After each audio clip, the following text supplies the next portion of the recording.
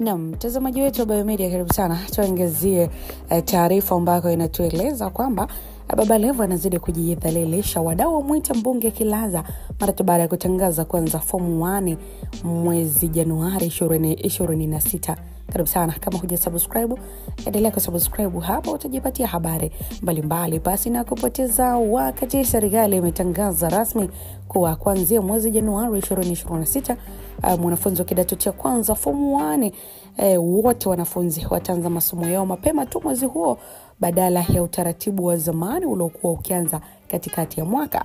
Tangazo hili limezua mjadala mpana katika jamii, hususan miongoni mwa wazazi, walimu na wanafunzi wenyewe kutokana na athari zake katika mfumo mzima wa elimu. Hatua hii pia imeelezwa kuwa ni sehemu ya maboresho makubwa ambayo yanalenga kuifanya elimu nchini iwe na muundo ambao unaeleweka na unaolingana na kalenda ya kawaida ya mwaka.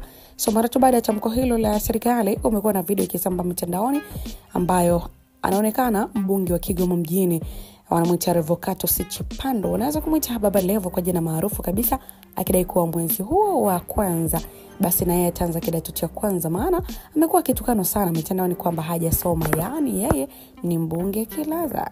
Kwa mujibu wa wachambuzi wa masuala ya elimu, uamuzi wa kuanza kwa kidato cha kwanza mwezi Januari umetokana na changamoto nyingi zilizokuwa zikijitokeza kwa mfumo wa awali, na kwa muda mrefu wanafunzi walikuwa wakimaliza darasa la 7 kisha kusubiri kwa miezi kadhaa kabla ya kuanza kidato cha kwanza, hali ambayo ilisababisha wengine kusahau masomo, kuingia katika mazingira hatarishi au kuathiri saikolojia za kwao. Kupitia mfumo mpya, mwanafunzi atamaliza elimu ya msingi mwishoni mwa mwaka na kuanza sekondari mapema kabisa mwaka unaofuata bila pengo refu.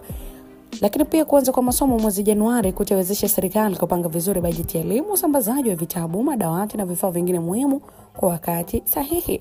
Awali uwepo wa ratiba yenye mchanganyiko wa miezi ulikuwa unasababisha kuchelewa pia kwa baadhi ya vifaa kufika mashuleni, jambo ambalo lilikuwa pia likiathiri ubora wa ufundishaji na ujifunzaji.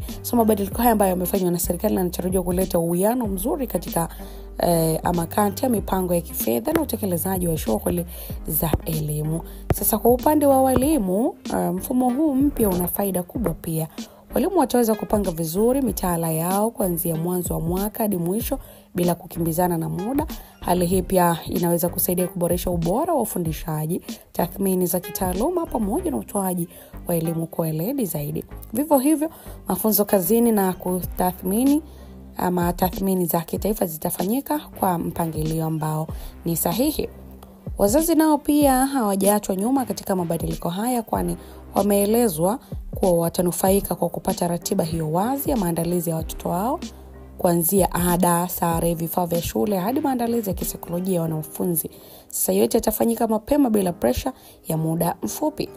Hatua hii pia inatajwa kupunguza migongano ya kifedha kwa familia nyingi ambazo hapo awali zilikuwa zikilazimika kufanya maandalizi kwa haraka muda mfupi kabla ya kuanza kwa masomo. Lakini pamoja na faida hizo, bado kuna changamoto ambazo zinatarajiwa kujitokeza, ikiwemo ongezeko la wanafunzi wanaojiunga kwa wakati mmoja Januari 2026. Na pia serikali imeeleza kuwa ipo mbioni kuimarisha miundombinu ya shule, kuongeza madarasa, walimu na vifaa vya kujifunzia ili kukubaliana na wingi wa wanafunzi. Lakini pia imetoa wito kwa wazazi kuhakikisha watoto wao wanajiandaa mapema ili kuepuka msongamano wa dakika za mwishoni kabisa. Kwa ujumla, kuanza rasmi kwa kidato cha kwanza mwezi Januari 2026 ni hatua kubwa ya kimkakati katika kujenga upya mfumo wa elimu nchini. Lakini pia ni mabadiliko ambayo yanalenga kuondoa mianya iliyokuwepo, kuboresha mazingira ya kujifunzia na hatimaye kuongeza ubora wa wahitimu wa elimu ya sekondari. Endapo maandalizi yatafanyika ipasavyo, mabadiliko haya yanatarajiwa kuleta matokeo chanya kwa kizazi cha sasa na kizazi kijacho.